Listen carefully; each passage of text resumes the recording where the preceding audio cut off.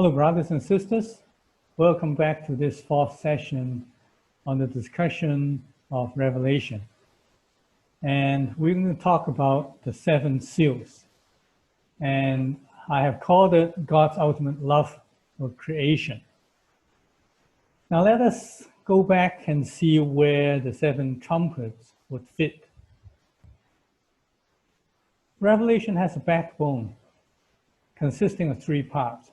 The seven seals, which we talked about last time, seven trumpets, and the seven bowls. And today we're going to talk about the seven trumpets, but we will not be discussing the entire seven trumpets.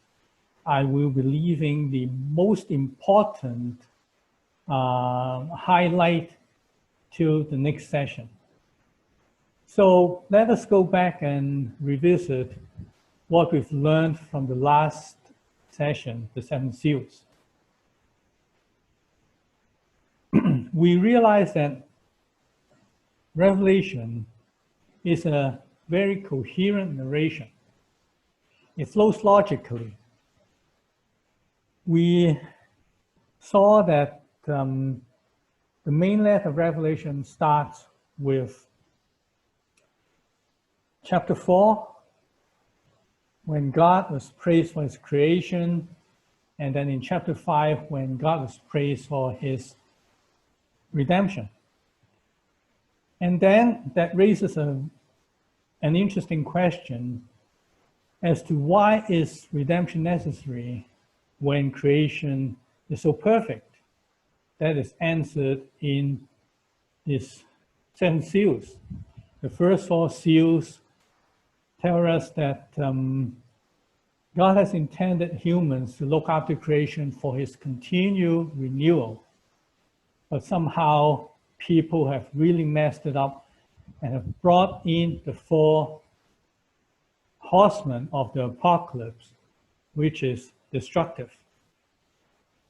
And so with that, God continues to show us that there are people who are standing up for his creation. And these people are martyred and while standing up for God against this onslaught of the people, of other people. But God does not stop there. God also shows us that people do fear him, because when they see the destruction on creation that they have themselves brought, then they realize that they cannot escape the judgment of God. Thereafter, God also shows us that he has chosen people, symbolically the 12 tribes of Israel, to stand up against this tide of destruction. But then this symbolic 12 tribes of Israel would morph into something that is quite universal. The uncountable multitude coming from all corners of the world, and they would take up the task of preserving and ultimately glorifying that is coming into harmony with God's creation. So that was the message that we've seen. And the interesting thing is that despite what many people are saying, that in the midst of God's wrath, there is an interlude, we do not see God's wrath. We do not see all these destructive things that may not have an origin within the text, within the very limited text. It's coming from God's wrath. They simply narrate God's intention. They simply narrate what God has done. Not to destroy, but to preserve. And so there is no need to have an interlude, which means that God does not flip. God does not flip from a usually angry God to being loving all of a sudden, and then flips over back to his usual self of being angry. We do not find that. Yes, Revelation talks about God's wrath, but not in this place. So we have to respect the proper context. Otherwise, we will get ourselves into a mess when trying to understand the coherent narration of Revelation. Another important point is that God talks about the future. Yes, Revelation is a prophecy. It prophesies a future. But this is not a future of doom. This is not a future of destruction of creation.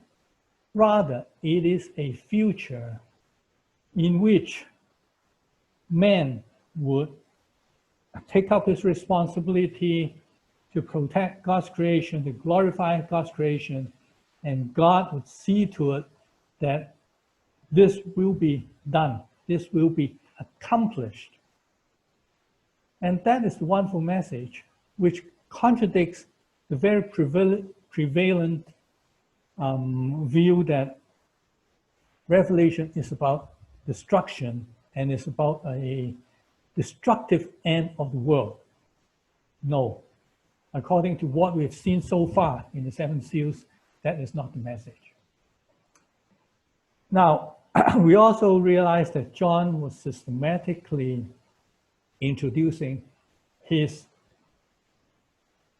players in Revelation. The active Jesus, actively working among the people, has not been introduced yet. Neither has Satan. That is quite clear. Satan is nowhere found in the first seven seals. It is just between God and the people that he has intended to carry out his task of looking after creation.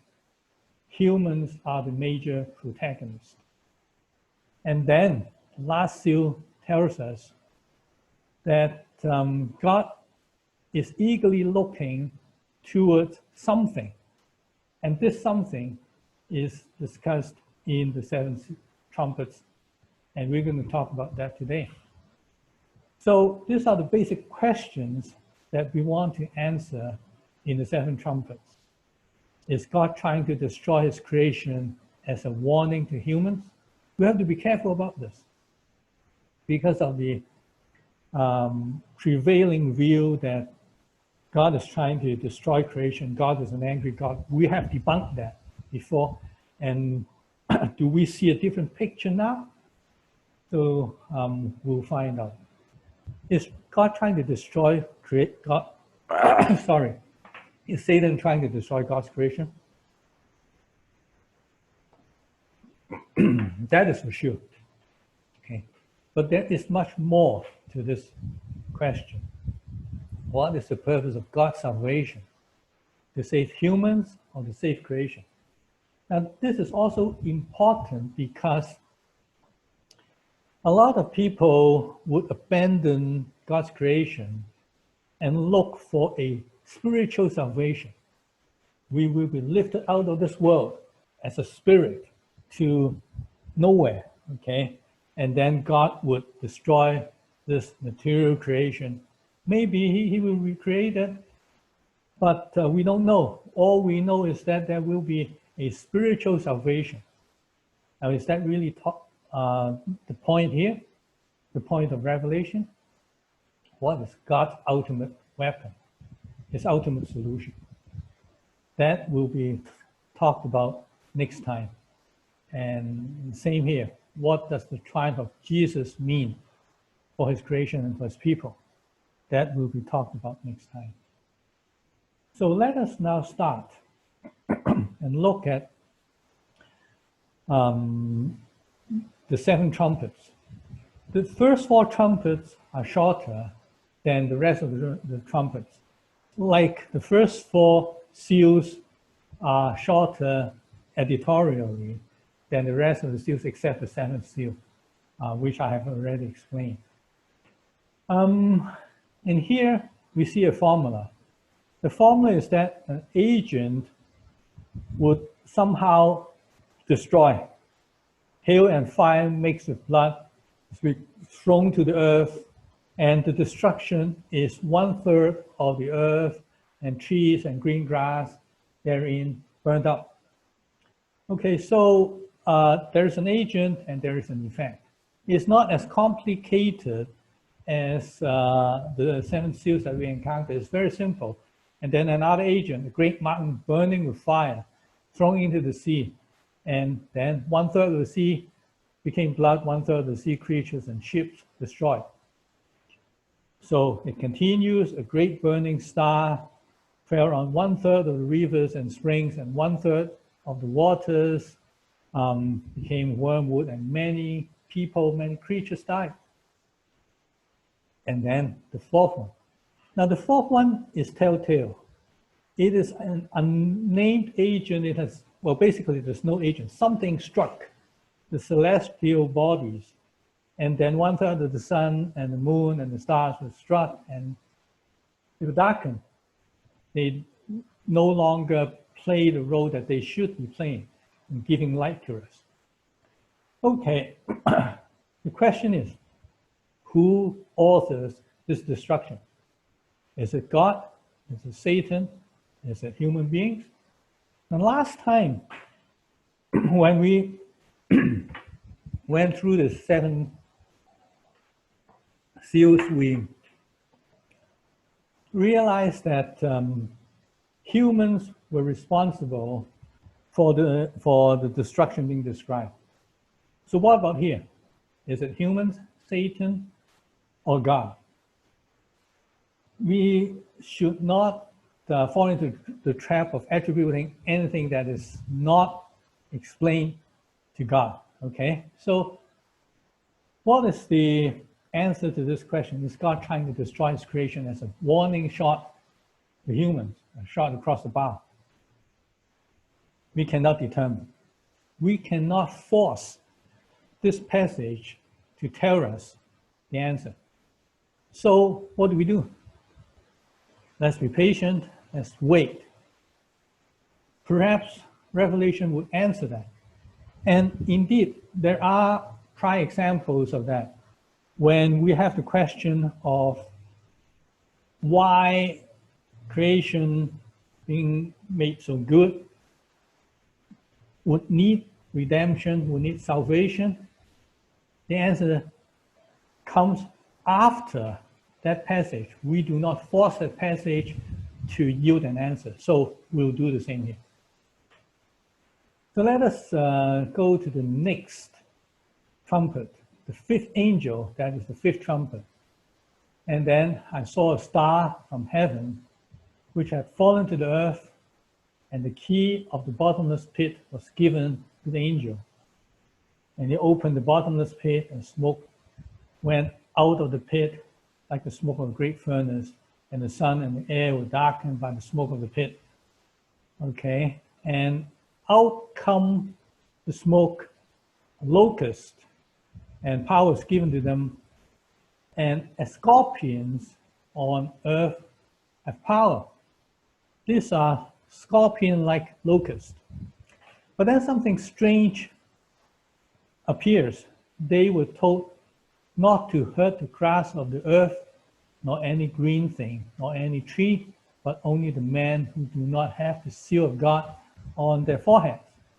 And they were not permitted to kill anyone, but to torment for 5 months. Immediately you would think, hey, that's unusual. Locusts would eat whatever green vegetable there is. And that's why they are so destructive. They destroy the green stuff, and people rely on green stuff for their food. But these locusts are not allowed to eat or to destroy the green grass of the earth, nor any green thing. So the nature is twisted, okay?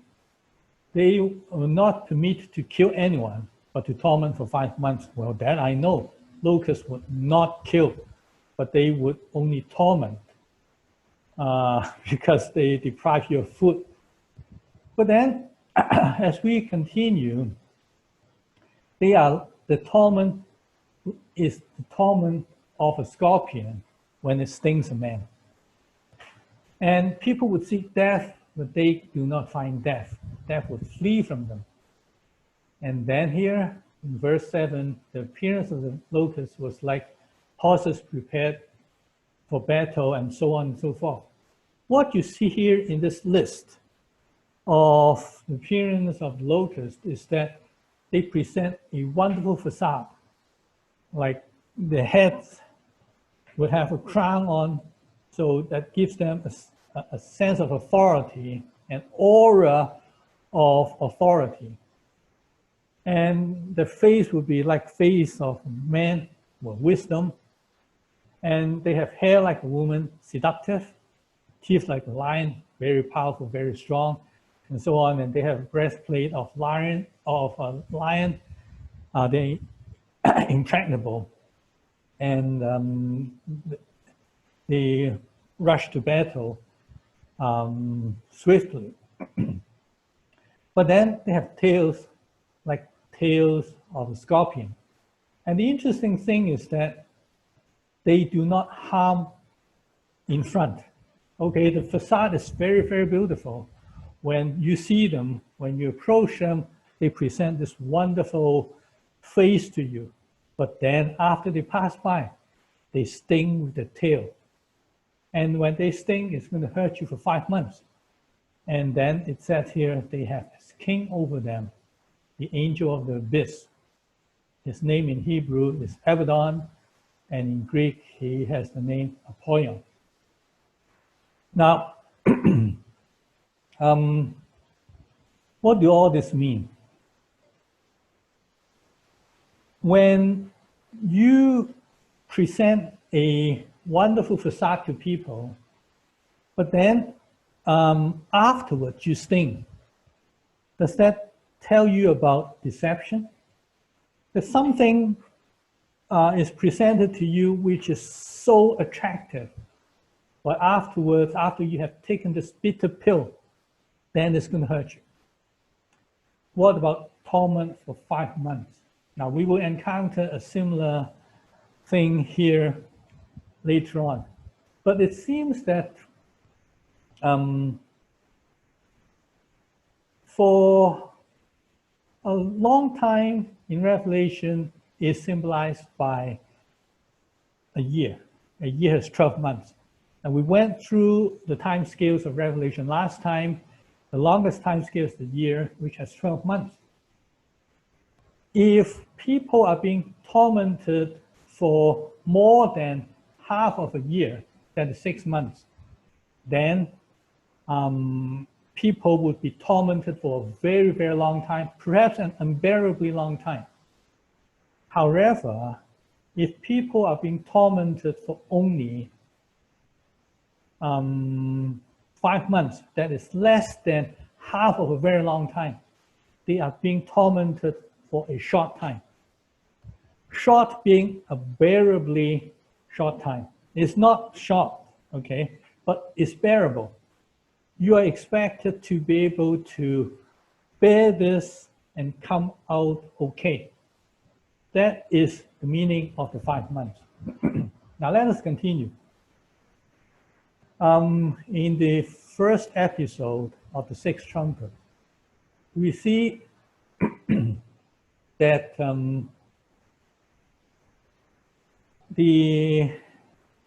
one of the six angel or the sixth angel who had the trumpet said, "Release the 4 angels who are bound at the great river Euphrates, and the 4 angels who had been prepared for the hour and day and year were released, so that they would kill a third of mankind."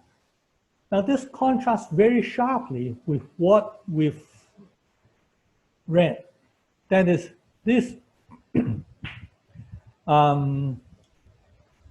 angels, well, these 4 angels are allowed to kill 1/3 of mankind. Before, the locusts cannot kill, they only torment. And the number of the armies of the horsemen was 200 million, and I heard this, okay. And then there is something interesting. The heads of the horses are like heads of lions, and out of their mouths proceed fire and smoke and brimstone. Now, these are really destructive agents coming out of the horse's mouth. And a third of mankind is killed by these three plagues and by the fire and smoke and brimstone which proceed out of the mouth.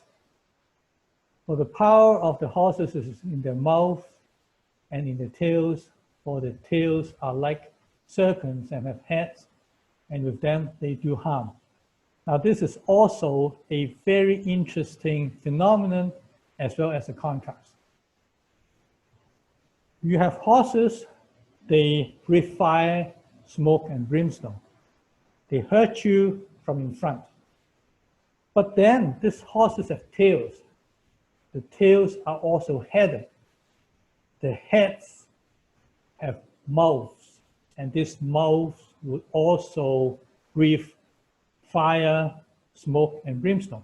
They also hurt from the back. Now, how does this contrast with the locust? The locust would present a beautiful facade, but after they pass by, they sting, they hurt. Here, no. They hurt in front, and after that, they leave a very terrible legacy so that this vicious cycle would be perpetuated. Then what happens is that the rest of mankind who were not killed by these three plagues do not repent of the works of their hands, so as not to worship demons and the idols of gold and of silver and so on. And they did not repent of the murders, nor the sorceries, nor the immorality,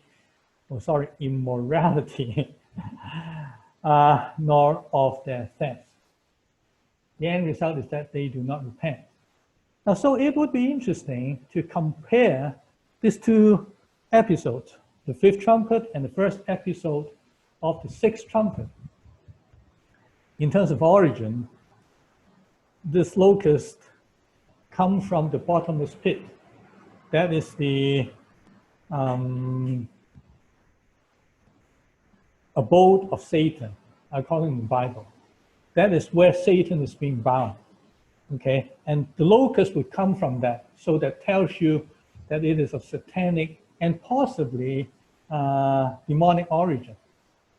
And then in the first episode, the horses and the horsemen would come from the river Euphrates, because that's where the four angels are being set free. What is the river Euphrates? Remember, after people coming out of the ark would travel east, they come to a plain called Shinar, and there they decided that they would no longer allow their names to be dispersed, themselves to be dispersed, their names to be not remembered. So they decided to make a name for themselves. And so they built the Tower of Babel. And from that name comes the word Babylon, comes the city Babylon. It is right by the Euphrates. God came down to that tower and then confused the tongues of the people. And so they were babbling to each other. That is of human origin. Human would collude together to make a name for themselves, as opposed to the name that God has given to them. So the two origins are quite different. One is satanic, the other is purely human. What are the tools? The locusts turned scorpions would twist things. You see that they would somehow distort the nature of things. Whereas when we come to the horses and riders, they do physical harm. Satan is not allowed to do physical harm. They can only twist things and tell you a twisted story. That is called lies, and that is why Satan is the father of lies. However, horses and the riders would do physical harm to the physical creation of God. So how do they operate? The locusts would beguile with this wonderful facade and then sting afterwards. When it comes to the horses and the horsemen,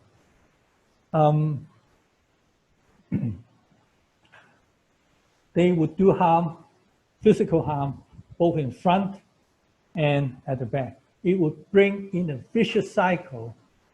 It seems that when people buy into the lies of Satan, they would perpetuate a vicious cycle, and it will continue to spiral downwards. And the effect is that Satan can only torment for 5 months. That is, you realize you have been deceived by Satan, and then you feel really bad about it. But then when you materialize the lies of Satan, mankind got killed, people got harmed. So let us continue to look at how this complement each other. The size of the locust, the lies of Satan are just pinpricks. They're small creatures, tiny little creatures. People would step on the locust, people would step on the scorpions, okay? They are not really worth it. But unfortunately, people would accept this lies, and then they would use themselves as riders, and also would use the tools which are superhuman size, the horses, which would breathe fire and brimstone on others. And that would bring about destruction. In the locust, they would follow the leaders. The leader is called Abaddon and Apollyon, which means destruction. But now, here in the hands of man, destruction is accomplished. 1/3 of mankind is killed. And what are the responses? The response of people being deceived by locusts is that they would look for death, but death would flee from them. But then, when people actually materialize the lies of Satan, they see all these terrible consequences. They do not repent. And so that brings in something. So now, let us try to answer the first question that we didn't answer before, that we couldn't answer before, is God trying to destroy his creation as a warning to humans? So the answer is given here in the fifth seal. The people have as king over them. Those are the people that are being tormented by the lies of Satan after they have bought into the lies. These people have king over them, the angel of the abyss. His name in Hebrew is Abaddon, which is destruction. And same in Greek. Everything is destruction. The aim is destruction. So here it tells us that the 4 trumpets that we encountered before are all destructive, but the destruction does not come from God. The destruction comes from humans buying into the lies of Satan and materializing the lies, the so-called spiritual lies of Satan, the non-material lies of Satan, and materializing all those lies. So the result is that 1/3 of creation, or aspects of creation, is destroyed. Why 1/3? 1/3 is the simplest fraction to convey a minority. Okay, so that leaves 2/3 that is not being destroyed. What is this 2/3? 2/3 again is the simplest fraction to convey a majority. And throughout this book of Revelation, we see that there is a struggle between God and Satan. If Satan destroys 1/3, and if I were Satan, I would not stop at 1/3. I would go all the way to destroy everything, because my name is destruction.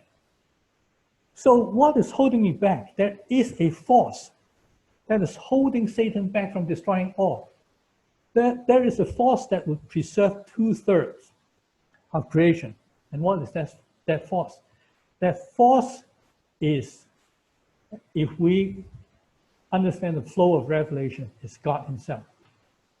And in the next session, we will show that actually God is trying to preserve his creation, and he is holding Satan back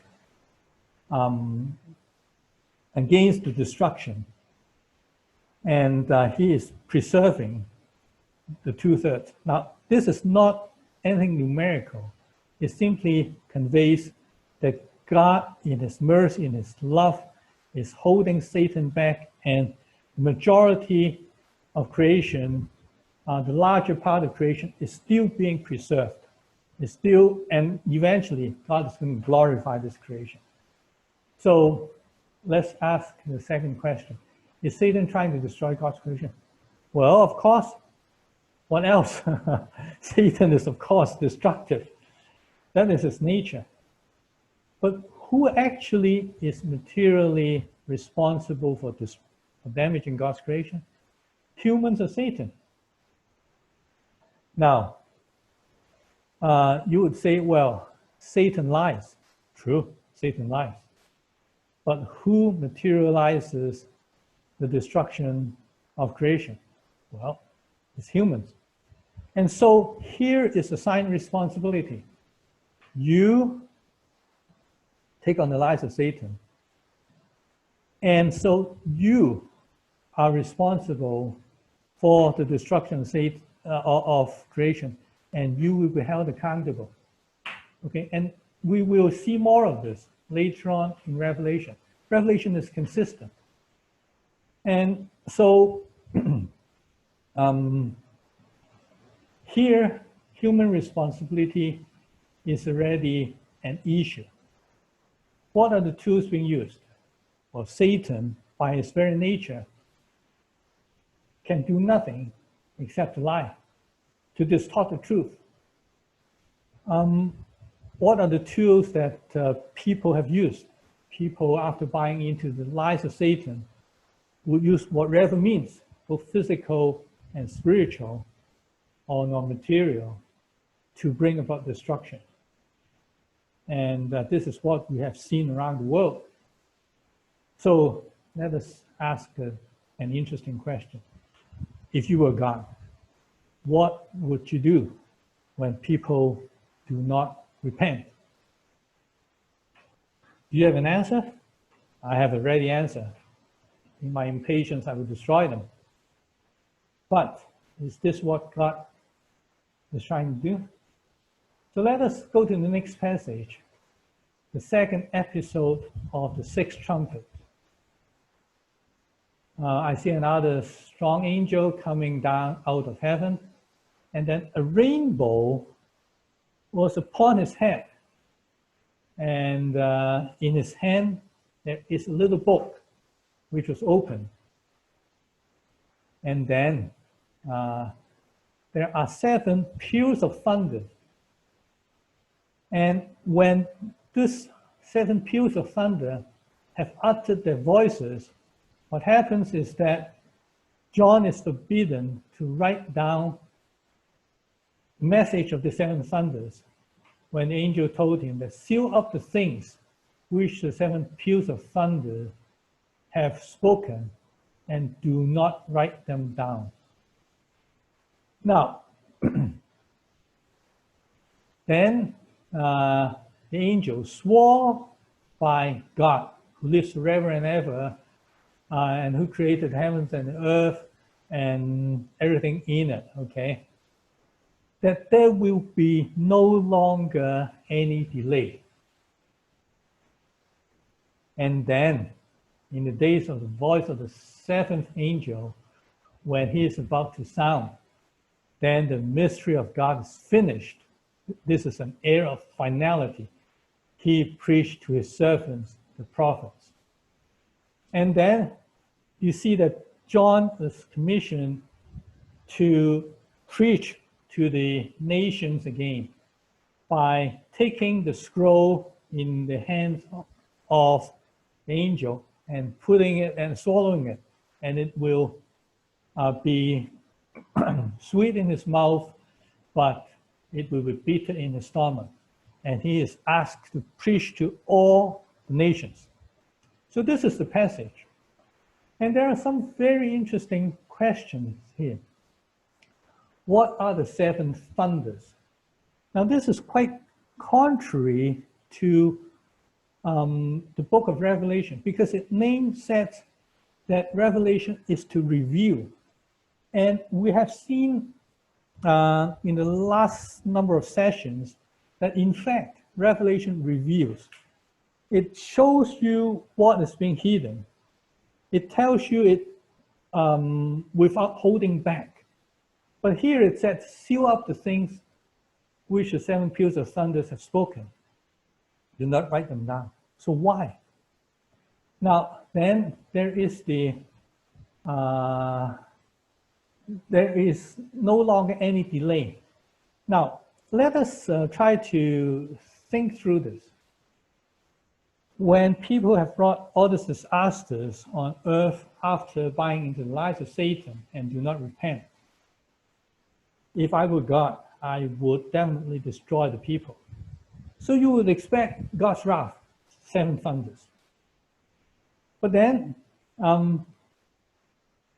the angel would come down with a crown on his head, the crown of the rainbow, okay, would try to bring in the seven thunders, but that got halted.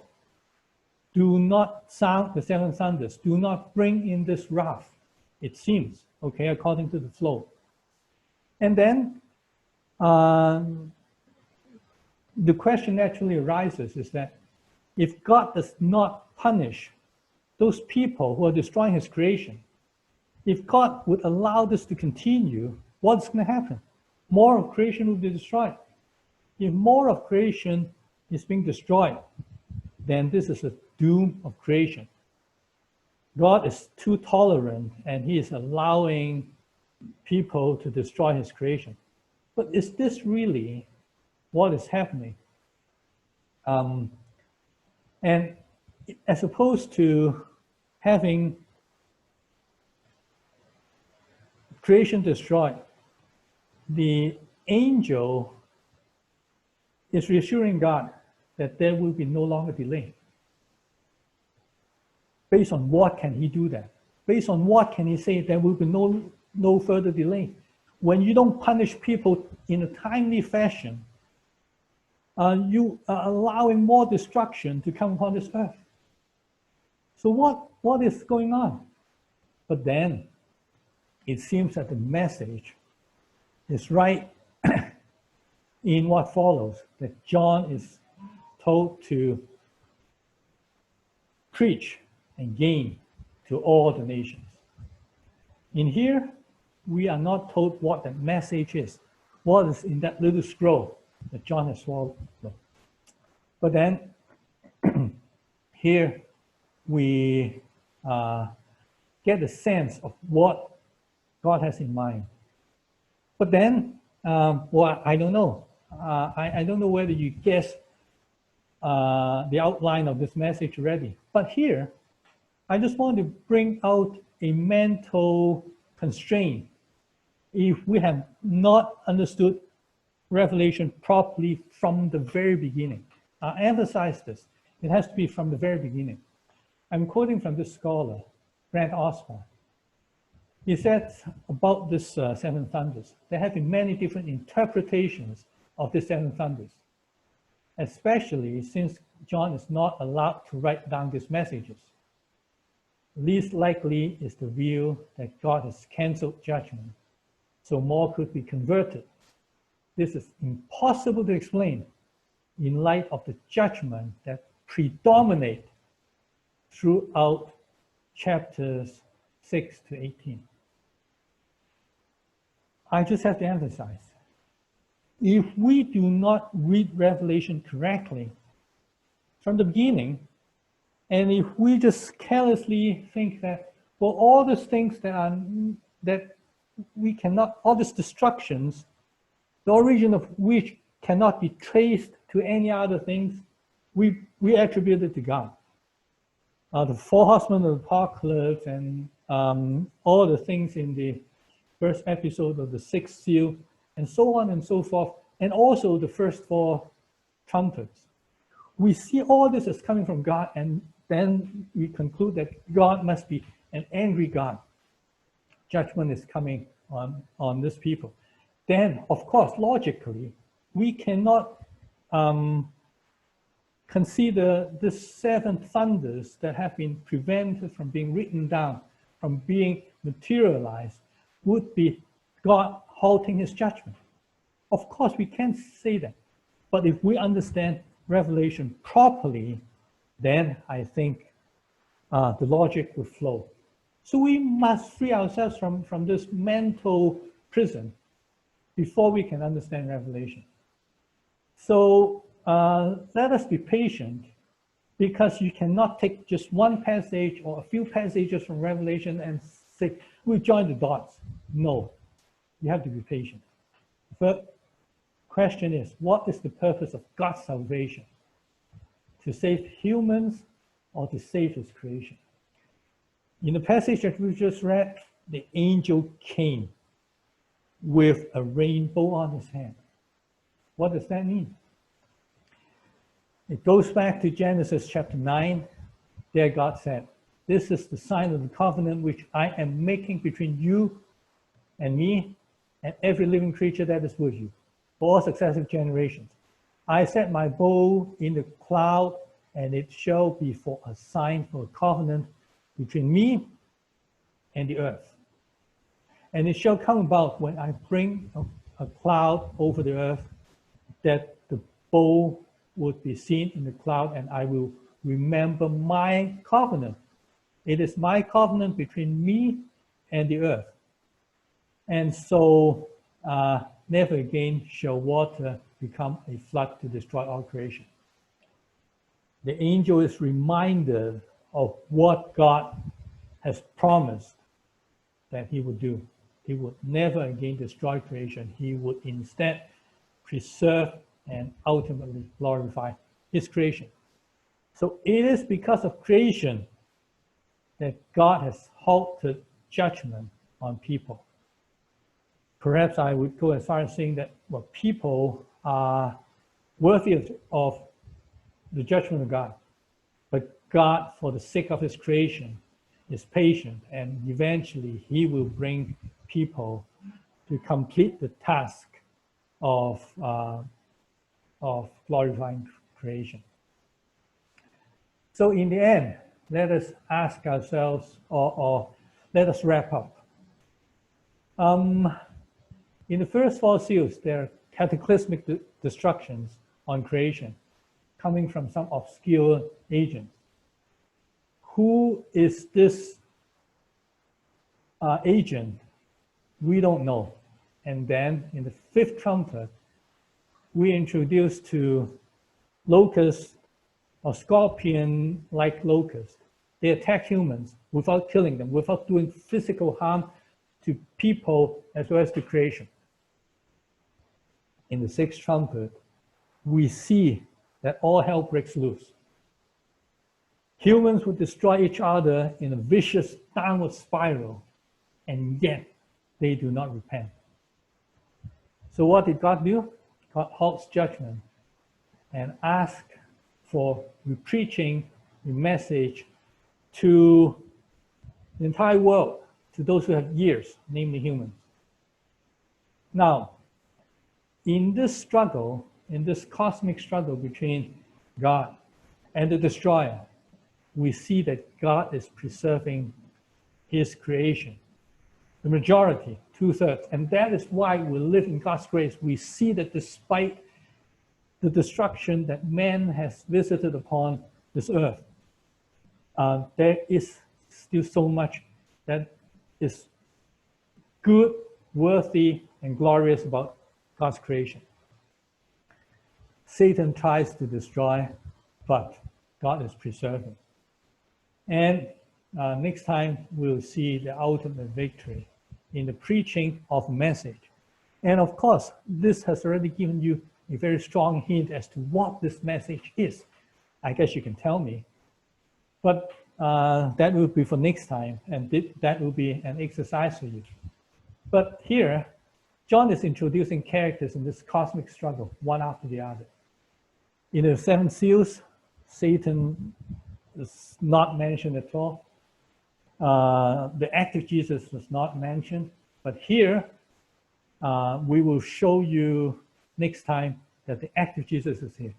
But then the work of Satan and the works of his underlings have already been hinted at in the locust and in the horseman. And John is also explaining the deeper cause of some phenomena. For example, the four trumpets, the origin of the destruction of the four trumpets are being explained further on. So we have to read further and go to the fifth trumpet, and we find an explanation. And the explanation is that people being beguiled, being deceived by Satan, have brought about this destruction. And then, again, I just have to emphasize this. God has not shown his wrath yet. He seems to be doing the very opposite. He loves his creation. So in the next session, we will discuss Revelation 11. But perhaps in order to understand the time scales in Revelation 11, you have to go beyond Revelation 11 to 12 and 13, which also mention 3.5 days, 1,260 days, and 42 months. And that may complete the picture for you. And then we would like to find out what is the message that John is supposed to preach. And John has represented all of us. And what is the message that we're supposed to preach? Based on the expectation, based on the lead up so far in the trumpets. So with that, we'll see you next.